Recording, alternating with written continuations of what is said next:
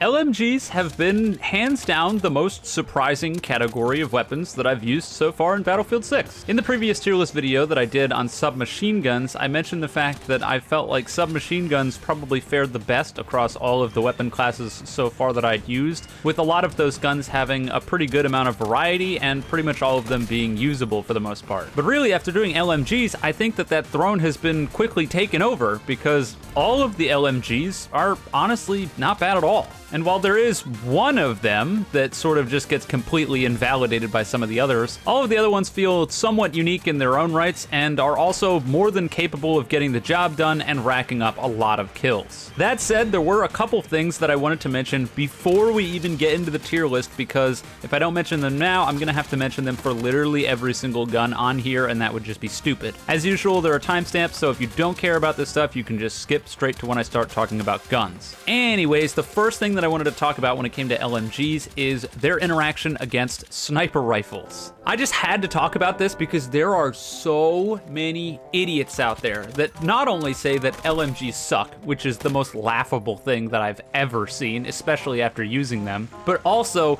that just blindly full autoing at a sniper rifle should be an automatic win button and they shouldn't be able to fight back. Which is just so hysterical that I can't even fathom how you could ever come to that conclusion. First, suppression. The only people who could possibly be in here clamoring for more powerful suppression must have never played Battlefield 3.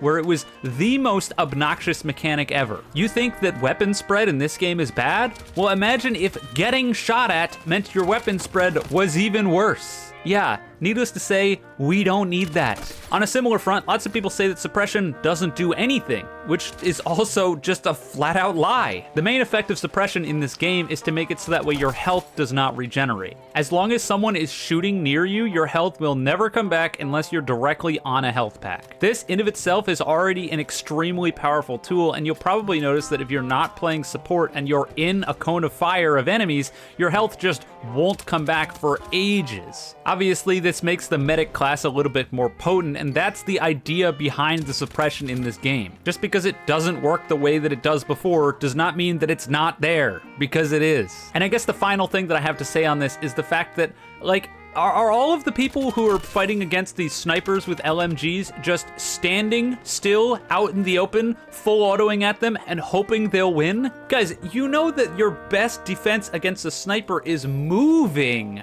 right? Here's a clip of how you should be fighting against enemies with snipers. Yeah, quick peeks and putting a couple bullets downrange, not just brain deadly standing there and holding the trigger and expecting to win. They need to accurately hit you in the head, and you have 100 bullets that you can just hold the trigger on. If they were completely incapable of shooting at you while you just held the trigger, then what the fuck would be the point of a sniper rifle? This entire take is hilariously awful, especially considering that sniper rifles in of themselves have always been weak in Battlefield games, with the only Battlefield game that they've even been remotely viable in being Battlefield 1, and in my opinion, this game is once again another game where the sniper rifles don't serve too much of a purpose and are far outshined by many, many other guns that can do way more stuff than a sniper ever possibly could. Anyways, off that topic, the other thing that I wanted to talk about when it came to LMGs is speed. Not only when it comes to your player speed, but also your ADS speed. Because one of the things that's been seriously lacking in most of the previous Battlefield games is the fact that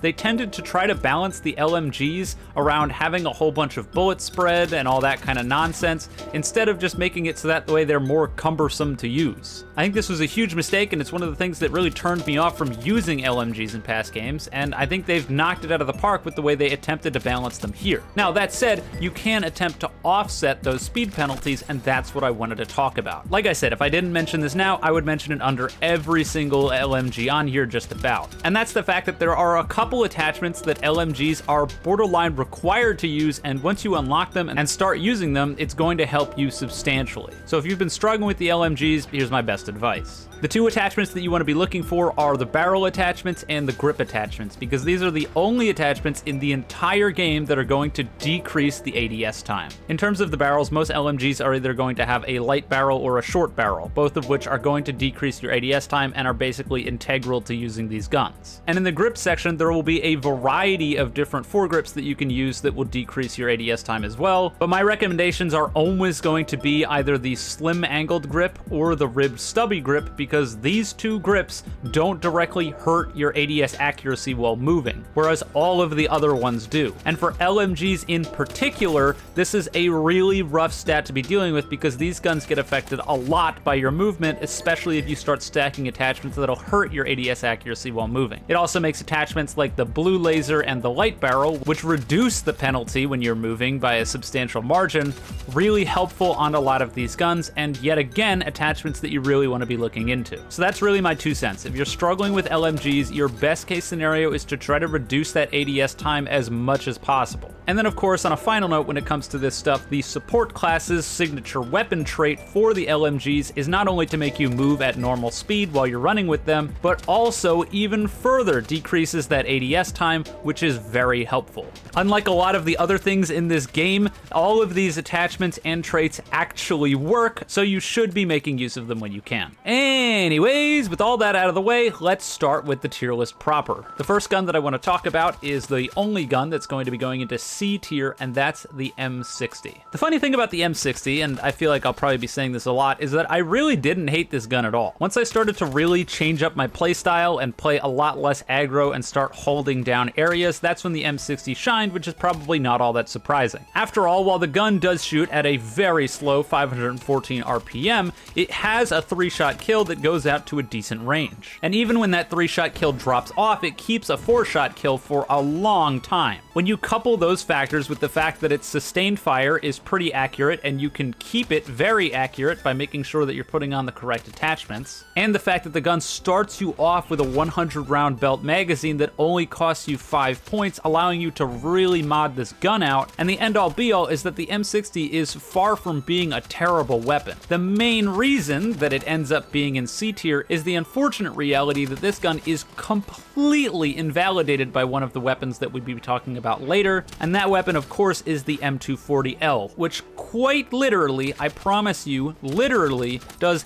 everything the M60 does, but better. Okay, maybe it has a little less bullets, but that becomes hardly a factor when you consider just how much better the M240 is. So unfortunately, while I would have liked to have put the M60 higher, the reality of the day is there is no reason to use this if you've got the M240 unlocked. Anyways, let's move up to the B tier, and the first gun that I'm going to put in there is the L110. Savvy viewers who have been around for a while might know that I really didn't like this gun in the beta. And spoiler alert, I still kind of don't like this gun very much. I think this was the least fun that I had using an LMG. Actually, that's probably not true. I think this was the second least fun that I had using an LMG. And granted, I think a lot of that stemmed from the fact that attachments really help this gun. The way that the recoil and spread works on this weapon is really weird, and it feels like they directly intended to make it so that way the second that this gun drops off from its 4-shot to 5-shot kill, which all things considered is relatively quick, once you're there, you'll land 3 to 4 bullets, and then the spread will kick into overdrive and you'll miss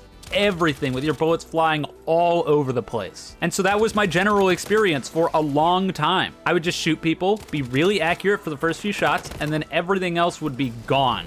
Now, the positive here is of course the fact that this stuff can be offset. Thank God. My recommendation here is that you basically have to be using either the light barrel or the blue laser, with the light barrel being my general recommendation, because if you've got the light barrel on it, it's going to offset that accuracy penalty just enough to make it so that way while you're strafing, that 5th, 6th, or 7th shot isn't just gonna go to the moon and then your gun stops working. Once you get it to this point, it's just like the M60. It starts you with 100 rounds, so you don't need to get an extended mag, and that means that you can mod out the crap out of the rest of the gun and make something that's really a powerhouse. I was able to pull off plenty of really good rounds with the L110, and it's a solid weapon. I can see why people would use it, but you're probably going to need to put the work in order to get those attachments unlocked. On the topic of beta guns, god damn it, let's talk about the KTS 100. So a lot of people gave me a lot of crap on my beta tier list for talking about how this gun was garbo and just completely not worth using at all. And oh god, I still kind of feel that way, okay? Listen, I'm not saying you can't do well with this gun. I did really well with this gun in a lot of the games that I played. The niche that it fills, it works at, and it works good at that niche. The problem is that the full auto at long range and then eat shit and die at close range archetype for weapons is really bad for this interesting thing called pushing the objective. And I do a lot of that. Seriously, I'm an objective guy. I'm almost always in or around the flags, and because of that, just sitting in the back doing nothing feels so wrong. That said, if you are doing this, the gun can get the job done.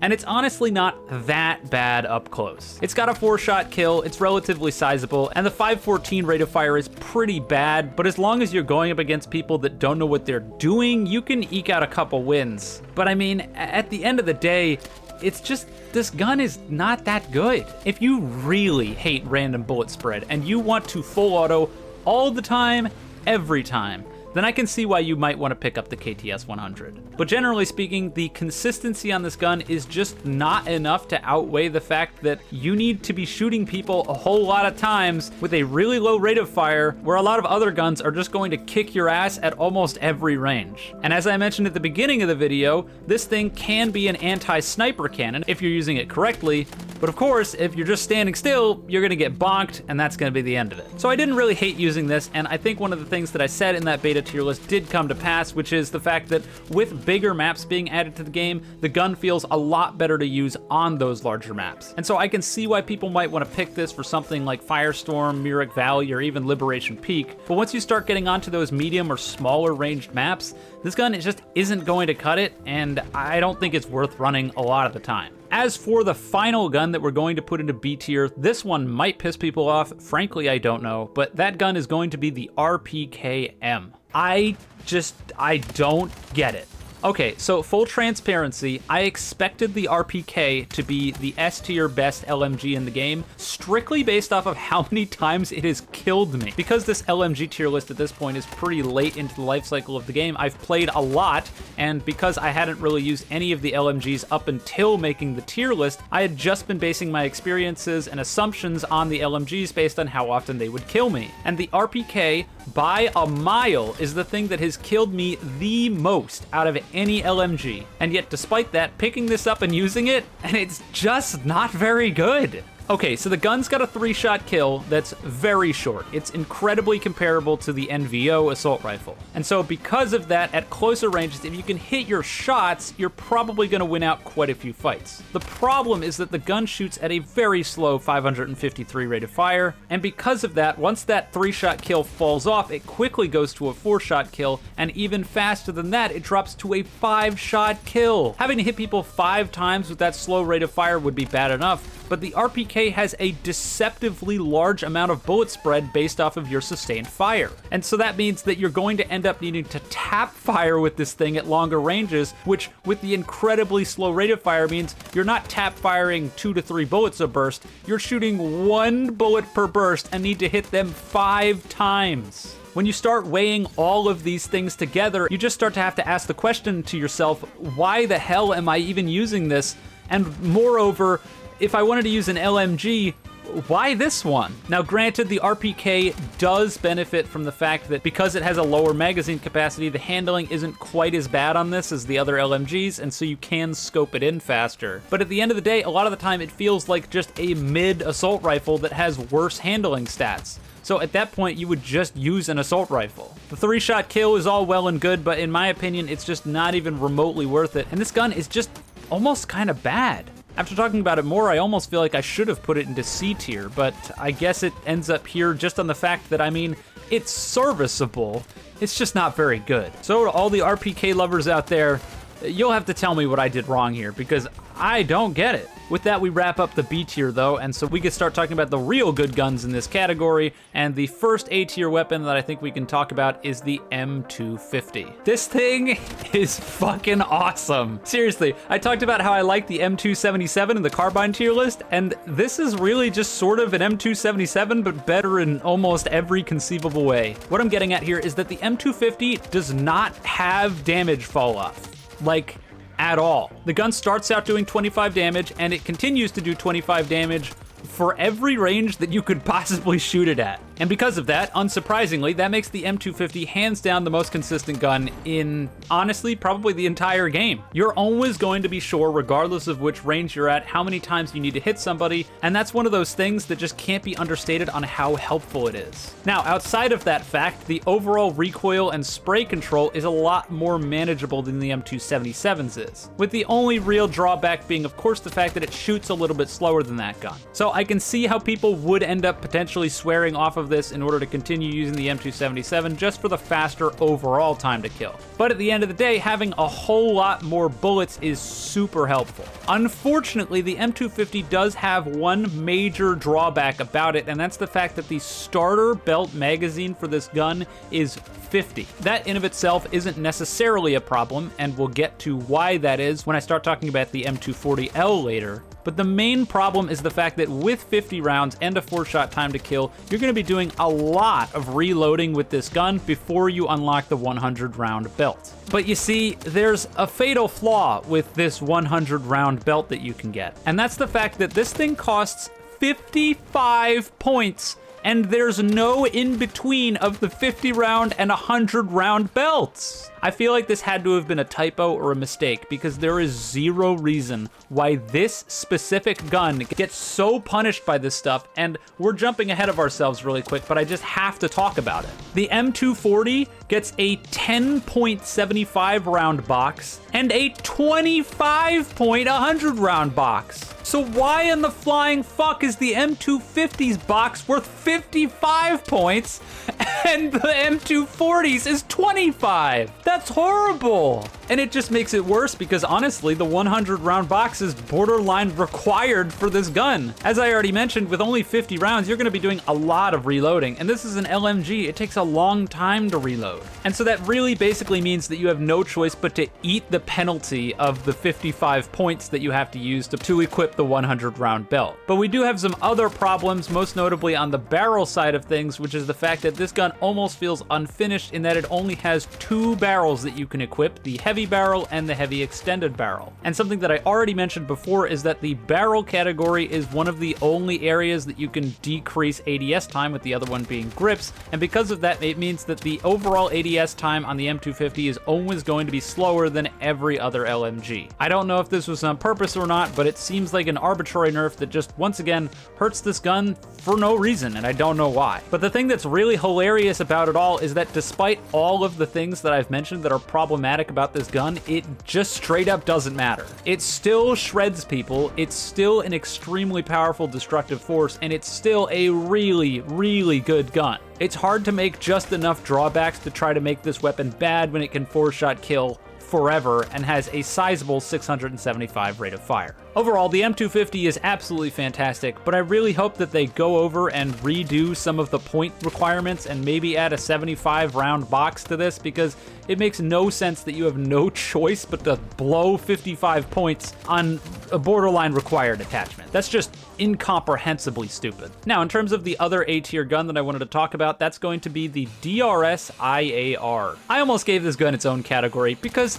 the IAR is just like not an LMG. Okay, yeah, sure, it's technically an LMG, but the fact of the matter is that this gun starts you with 30 round magazines, and for every sense of the word, it feels like an assault rifle from the get-go, and it doesn't really ever start to feel like an LMG at any point from when you first start using it to when you start unlocking more and more attachments. But that assault rifle nature is one of the reasons actually why this gun is pretty good, and that's the fact that while it does have slightly worse handling than ARs because it's an LMG, its overall ability to shoot sustained fire rounds a lot more accurately is akin to the LMGs, which a lot of the time can make it better than a lot of the assault rifles in the game. And so what this gun is it's a trade-off. You get a little worse handling for more accuracy over range. And that accuracy over range really adds up, because this gun can obliterate people. The IAR was one of the first guns that I actually started using in the game, and really the only LMG that I used up until the point of making this tier list, and that's for good reason, because this gun slaps.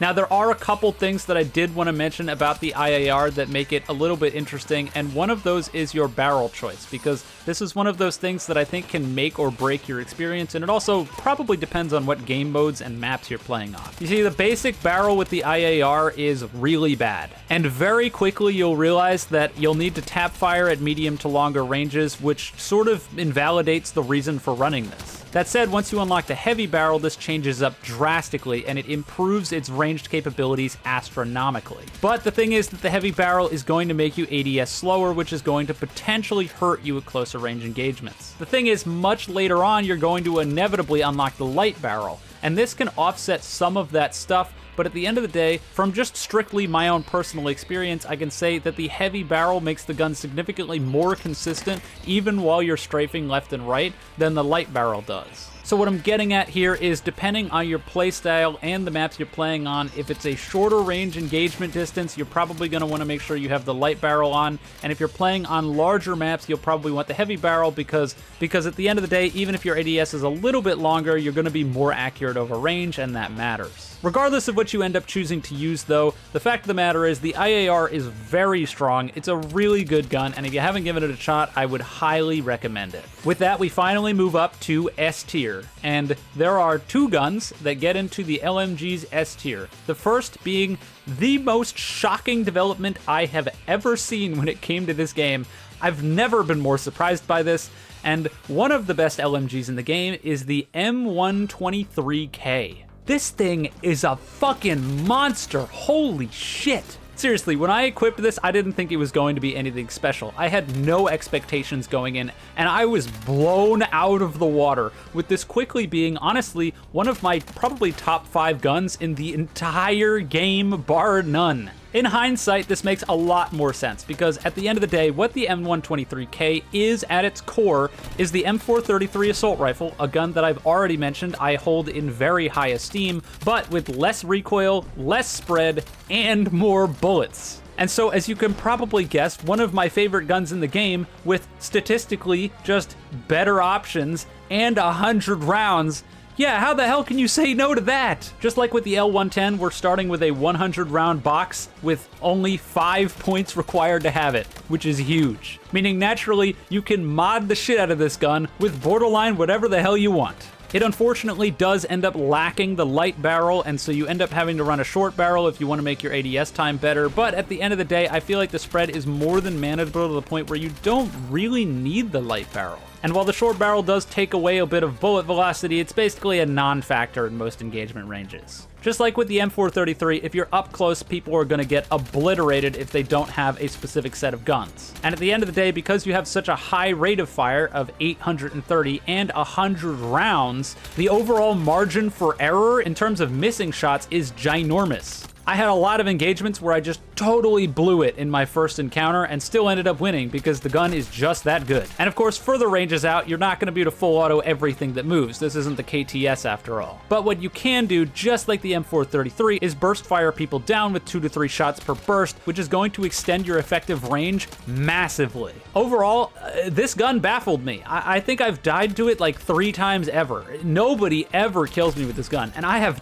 no clue why. Maybe this video will be the catalyst and suddenly it'll be everywhere. Who knows? But if you've looked at this gun and just thought, whatever, I'm not gonna bother, take a second look, my man, because this thing is insane. Speaking of insane, and one of the best guns in the entire game, I already knew this was coming from pretty much the start, but the M240L. You remember how I talked about how the M123K is basically just an M433, but with better stats in basically every way? Well, guess what? The M240 is just the TR7, but in basically every single way that I just described. Yeah, so as it turns out, if you wanted a TR7 with less recoil, less bullet spread, and more bullets, guess what? Here you go. This gun is literally that. All right, not literally. It does shoot slower. So it's not technically basically just a better TR7 in every single way, but it's just about there. This thing has borderline identical damage stats, if not completely identical damage stats to the TR7, meaning that you have a very sizable 3-shot kill at 600 RPM, which is very strong. And once it knocks out of that 3-shot kill range, you've got a incredibly sizable 4-shot kill range that's going to allow you to kill people from significant distances. The overall bullet spread and recoil on this gun is extremely manageable and is only made better with attachments. And the thing that really helps the gun is the fact that when you're first starting off, while it only has a 50-round belt on it, the reload speed for that first 50-round belt is actually very quick, meaning that while it does feel like Reload Simulator sometimes, because it can be so quick, it doesn't hinder you that much. I already mentioned it while talking about the M250, but the fact that you can get 75 rounds for only 5 extra points versus the default mag is huge, and that would be my general recommendation. I never ran into a situation while playing where I ended up needing the 100 round box. I can see why people might want to run it, but overall, the extra 15 points that you need to spend on it past the 75 round one, I just can't justify it, and there are better attachments to be using anyway. Either way, the point is those 75 rounds is more than enough to kill a ton of people, and this gun is ridiculous. To put it into perspective, just using this gun, it currently holds my record for the amount of kills that I got in a round. With that, of course, being me going 90 and 17 in a round of Empire State Conquest. Yeah, 90 kills. The person in second place had 36. This thing's ridiculous. Overall, this is one of those guns that, once again, just like with the SCW from the SMG tier list, I would be totally baffled if they didn't nerf this. Totally blown away. Because this gun is hilariously overtuned by a ridiculous margin. Anytime I get killed by it, I just have to go like, yep, I should have known. Of course that's what it was. The fact that there are guns in the game like the RPK that people could swear by, meanwhile this exists, it's absolutely laughable. For any of you guys who are simping in the comments right now for the RPK, for the love of God, use this gun. Anyways, that's pretty much it. That's all the LMGs for the LMG tier list. I'm really glad that I ended up doing LMGs, and they were a honestly super fun experience that I didn't expect. The thing about LMGs is they always pull me out of my comfort zone, because as I'm sure you figured out by now, I'm a very aggressive player. It's why I tend to gravitate towards carbines and SMGs. Not that I don't love myself a good assault rifle, M433 is one of my favorite guns, and the TR7 is one of the only level 50 guns that I've got right now. But that said, using LMGs really forces you to slow down the pace and stop just holding forward into everything imaginable. And once you start understanding the places that you can be in order to hold down areas and just sort of lay down fire, LMGs become a lot of fun to use. And they become even more fun when you start building out the guns around that ADS time so that way you can play a little bit more aggro. Of course, you're still going to end up losing a lot of the time at closer ranges to carbines and SMGs because they've just got better handling stats than you. That's just the way it is. But if you're building your guns right and just having a great time with the gun creator of this game, you can have success against those guns that you otherwise wouldn't have had before you unlock those attachments. So my takeaway is that while I'm sure a lot of people who are watching this are already LMG players, if you're not an LMG player and you haven't given LMGs a shot yet because you just think they're too slow and you can't get into it, I understand where you're coming from. But I cannot recommend the M123K, M240L, and IAR enough to those types of players. The M250 less so because that's going to be slowing you down, but those three guns, couldn't recommend them more to literally anyone, especially if you want to shake up your playstyle. Anyways, with that, I am done. Naturally, if you disagree with the tier list, which I'm sure a lot of people will, you can let me know why that is and which things you'd change in the comments below. But with that said, I'm done, so if you enjoyed the video, you can leave a like and subscribe. If you didn't, don't. And with all that being said, have a wonderful day, night, wherever you are, and I'll see you guys next time.